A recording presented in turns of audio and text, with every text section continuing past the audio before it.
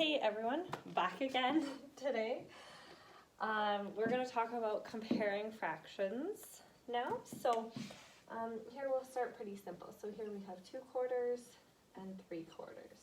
When the denominator is the same, we can look at the numerator, so the top number, and we can see whichever one is bigger is the bigger fraction. So in this case, 3 is bigger than 2, so 3/4 is bigger than 2/4. Remember, we have those the symbols. It's kind of like the little alligator mouth, so it wants to eat the bigger one. So we have less than, greater than, or if they are equal, then we would write the equal sign.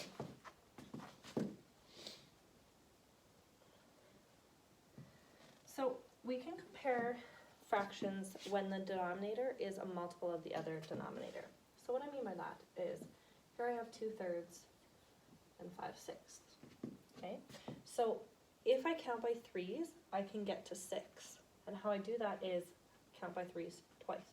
So what I have to do is I have to multiply my numerator and my denominator by 2.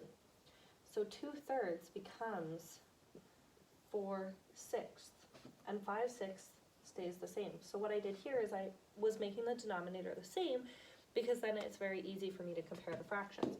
So when denominator is the same, I look at the numerator. 5 is bigger than 4, so we want to eat that one, the 5/6.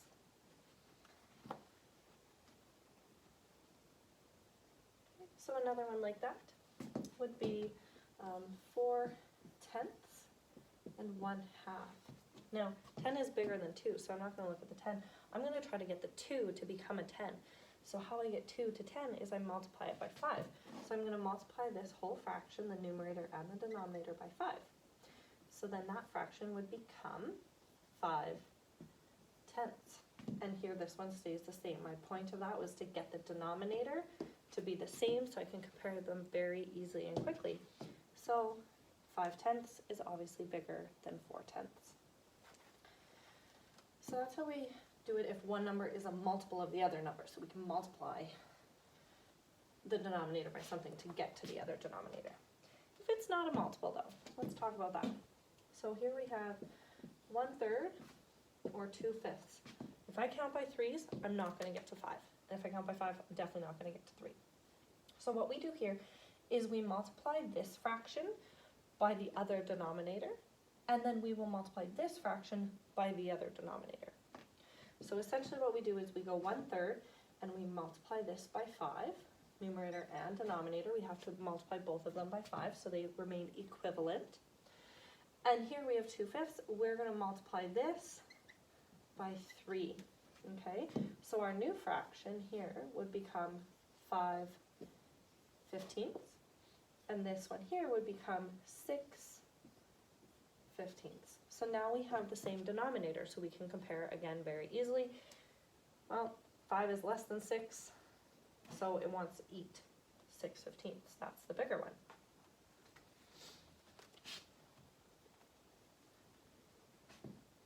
So let's do another example like that. So let's do 2/3 and 3/4. Okay, so again, we don't have the same denominator, and if I count by threes, I'm not going to get to 4. So I can multiply by the opposite denominator.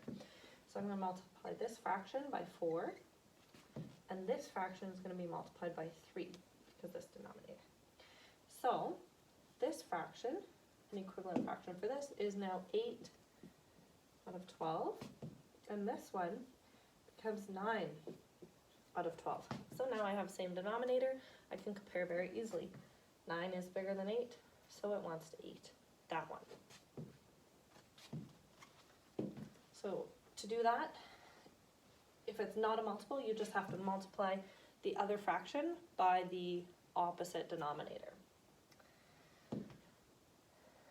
Let's try this one. So now we're going to do a few that are improper fractions, but the process remains the same.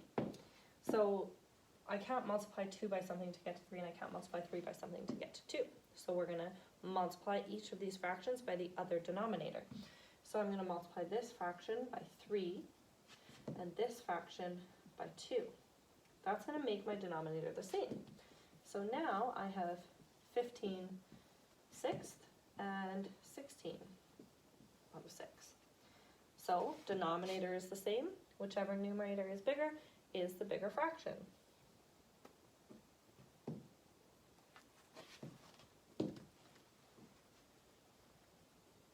Let's try another one like that. So another improper fraction here. 5/3, 10 out of 7. So if I count by 3's, I'm not going to get to 7. And if I count by 7's, I'm definitely not going to get to 3. So I'm going to multiply each fraction by the opposite denominator. So I'm taking this 7, multiplying these. I'm taking this 3, I'm multiplying this. Okay, that's going to make my denominator the same, which is what I want. It makes it super easy to compare. So 5 times 7 is 35, and then my denominator becomes 21. Your guys' favorite number. 10 times 3 is 30. Okay, so denominator the same, so I look at the numerator. 35 is bigger than 30, so it wants to eat that one.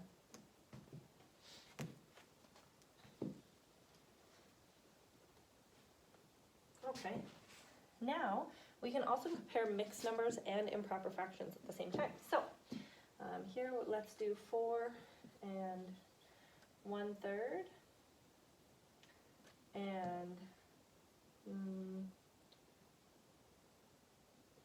5/4. Okay, actually, I'm going to make that bigger. 13. Okay, so what we can do here is we can either turn this into an improper fraction, or we can turn our improper fraction into a mixed number. In this case, I'm going to turn this improper fraction into a mixed number, because if my whole number is the same, then I can just look at the other numbers. If it's different, if it's less or more, then that fraction is automatically more.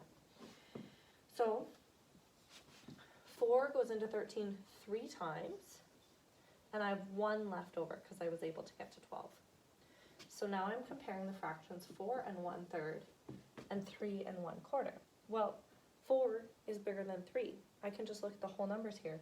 So this number is automatically larger because the whole number is bigger.